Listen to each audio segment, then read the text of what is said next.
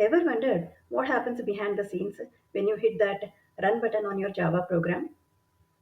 In this video, let's explore the steps of running a basic Java program, highlighting the roles of compiler, loader, runner, and Java memory model, including the usage of stack and heap space. Hi there, welcome to Tech and Career Bytes. I'm a software professional with over 2 decades of experience, including 7 years in leadership roles at a global product based organization.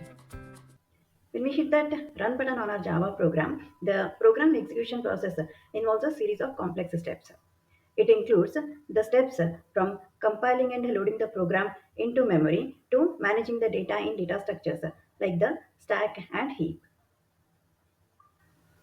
For better understanding, let's consider a simple program that calculates the factorial of a number n using recursion.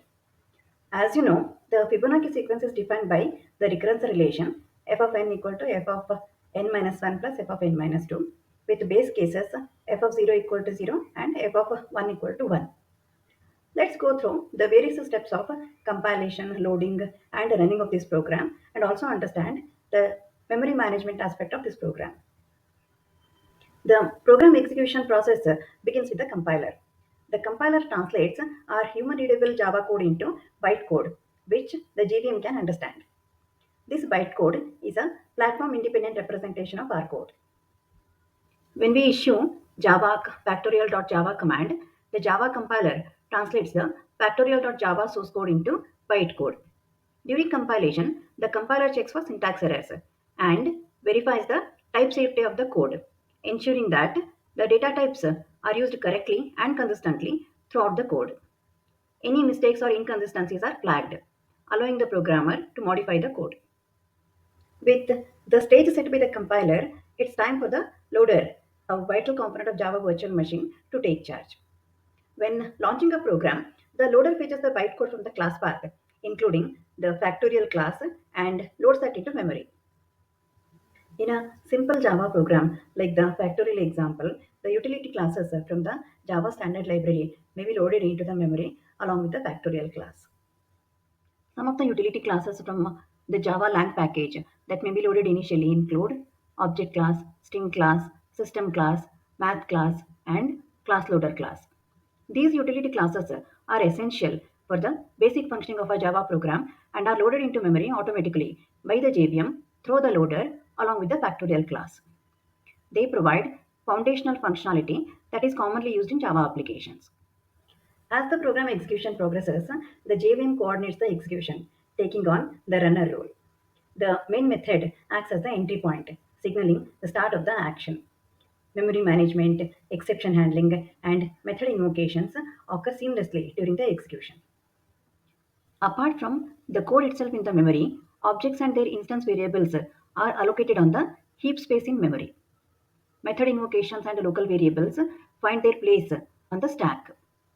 Each thread in the application has its own stack frame, providing a private space for the method calls and data storage. Given the economic situation and the market condition, techies like us need to stay updated and keep learning in this ever evolving tech world. Check the description box for some learning resources covering coding, system design, big data, and advanced computer science concepts.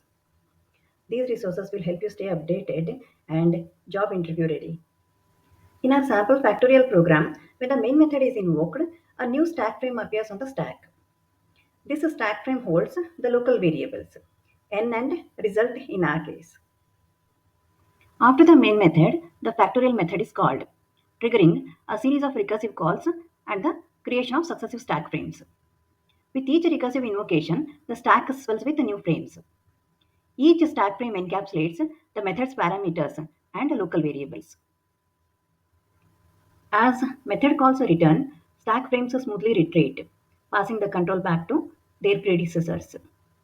In the end, when the main method finishes running, the Java program ends. Let's dig deeper into memory management and understand how memory is allocated in Java programs.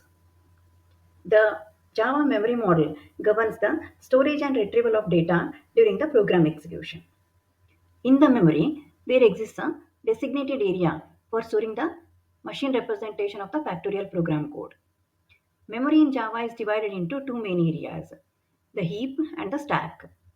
The heap serves as a shared pool of memory, primarily used for dynamically allocating objects during runtime. On the other hand, the stack provides a dedicated space for managing method invocations and storing local variables. Throughout program execution, memory plays a critical role in coordinating various operations and ensuring smooth execution. In our sample factorial program, the primitive variables like n and result are placed on the stack within their respective stack frames. As recursive calls to the factorial method unfold, stack frames are created and popped off the stack. Although absent in our case, objects and their instance variables, if any, find their place in the heap. But why objects are allocated space in heap and not on stack? We will be discussing just that. So stay tuned. Objects are allocated on the heap as they are created during the runtime and are dynamic in nature. Objects in Java have varying lifetimes specified using the identifier private, protected, public, and package private. This extends their lifetime beyond the scope of the methods or blocks in which the objects are created. Placing objects on the heap allows them to be accessed by multiple parts of the program. Though the objects reside on heap, the references to these objects are stored on the stack or within other objects on the heap. The object reference essentially is the memory address of the object on the heap. For example, consider this program. Here, when object 1 is created in the main method, a reference to the myClass object is stored on the stack. When object 1 dot set another object is called and another class object is created on the heap and its reference is stored within the myClass object in the heap. So while objects are allocated on the heap, references to those objects are typically stored on the stack or within other objects on the heap, depending on the context in which they are used. The seamless interaction between the stack and heap ensures efficient memory allocation and deallocation, facilitating a flawless execution of our Java program.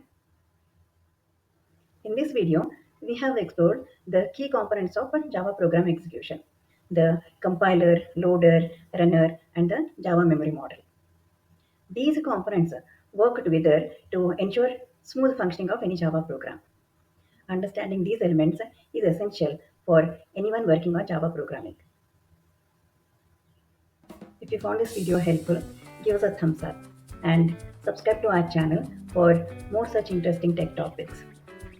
Do check out our other videos on software performance optimization, coding, big data, and career growth.